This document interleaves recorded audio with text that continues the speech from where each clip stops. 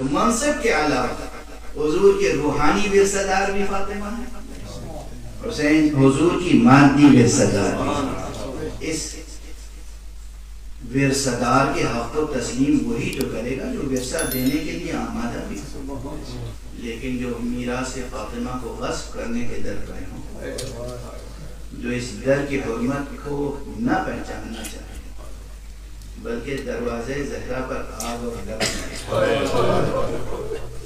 آپ تصور تو فرمائیں، کیا حق ناشناسی ہے؟ نام آپ تلاش کریں گے تاریخوں میں مل جائیں گے۔ آپ نے صحیح فرمایا، یہ ممکن نہیں ہے کہ ہم اپنی آنے والی نسلوں کو حقیقتیں نہ بتائیں۔ ناموں کو تلاش کر لینا کتابوں میں، کچھ نام ایسے ہوتے ہیں جو مجلس کی پاکیزہ فضا میں لینے سے میں ہمیشہ گریز کرتا ہوں۔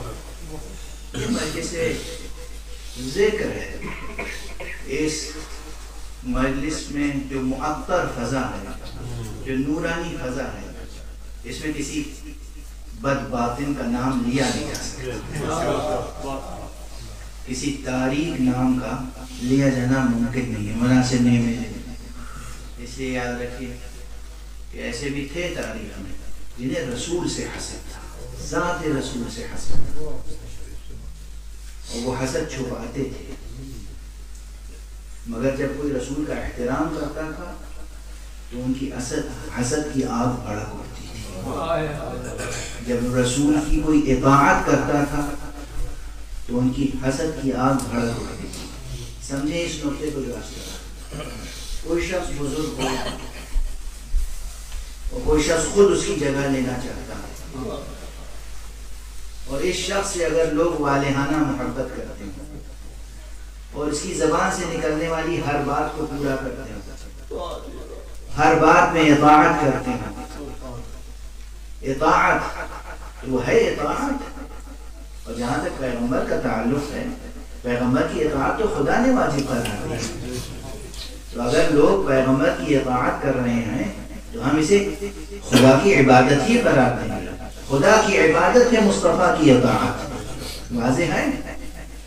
جو روشن ذہن ہے، روشن ضمیر ہے، ان کے لیے بہت واضح ہے یہ بات، لیکن آپ اندازہ کریں گے حسد کا سراغ کہاں سے ملتا ہے؟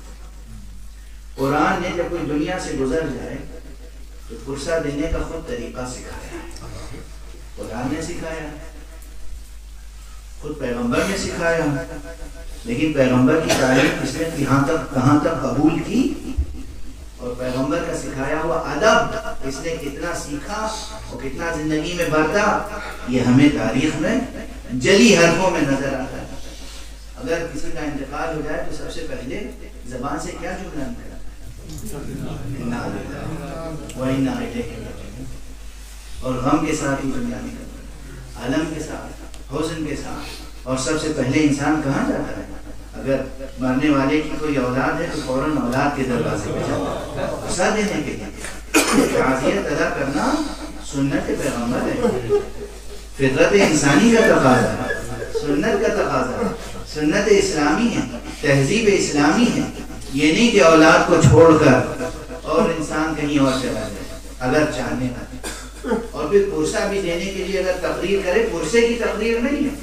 خدا کی قسم کے یہ جملے کتنی شقاوت ظاہر ہوتی ہے پیغمبر کی شہادت کے بعد۔ عام طور پہ لوگ کہتے ہیں پیغمبر کی وفات پیغمبر کے بعد، شہادت پیغمبر کے بعد مجمع کھڑا ہوا ہے اور ایک شخص اٹھتا ہے اور کہتا ہے سن لو، جو محمد کی عبادت کرتے تھے وہ سن لیں کہ محمد مر گئے، اور جو خدا کی عبادت کرتے تھے وہ جان لیں کہ خدا ہمیشہ زندہ رہنے والا۔ یہ کون سا انداز ہے؟ خدا کی قسم کوئی مجھے آ کے یہ سمجھا دے، کون تھا اس وقت مدینے میں جو محمد کی عبادت کرتا؟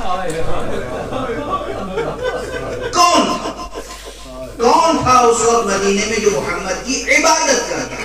کوئی نہیں تھا، سب خدا وحدہ لا شریک کی عبادت کرتے تھے۔ تو یہ جملہ زبان پر آیا کس طرح؟ کہنے والے کی دل کی شقاوت ظاہر ہو رہی ہے، ذات مصطفیٰ سے حسد کا اظہار۔ جو لوگ پیغمبر کی اطاعت کرتے تھے، فرما برداری کرتے تھے، جانثاری کرتے تھے، ان کو خطاب کر کے کہا جا رہا ہے خدا کی خاطر کرتے تھے۔ یہ سب موحد، یہ سب سجدہ گزار، یہ سب اللہ کے لیے کھڑے ہونے والے، رکوع کرنے والے، سجدہ کرنے والے، اللہ کے لیے حج بجا لانے والے، اللہ کے لیے جہاد کرنے والے، اللہ کے لیے جان نثار کرنے والے، اللہ کے حکم سے محمد مصطفیٰ کی اطاعت کرتے تھے، فرما برداری کرتے تھے، محبت کرتے تھے، ان سے کس لہجے میں خطاب ہو رہا ہے؟ سن لو کہ جو محمد کی عبادت کرتے تھے وہ سنیے کہ محمد مرا ہے۔ خدا کی قسم کیا شقاوت ہے۔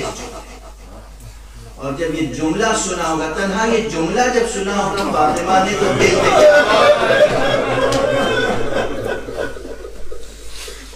دل پہ کیا قیامت ہوگی۔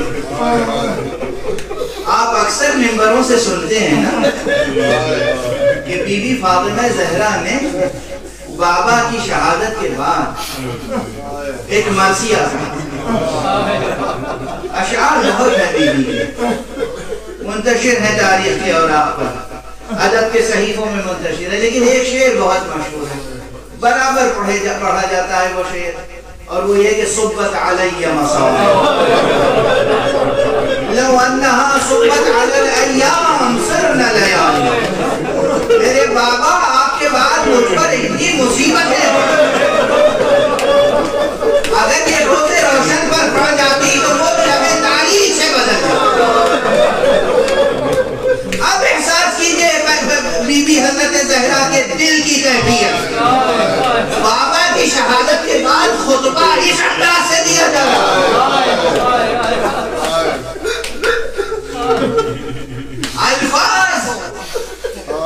الفاظ سے نیزے چبھائے گئے، اور پھر جب گھر پہ ہجوم ہوا آگ اور لکڑی لے کر آ گئے اور در و دیوار کے درمیان اس طرح پیسا ہے کہ دروازے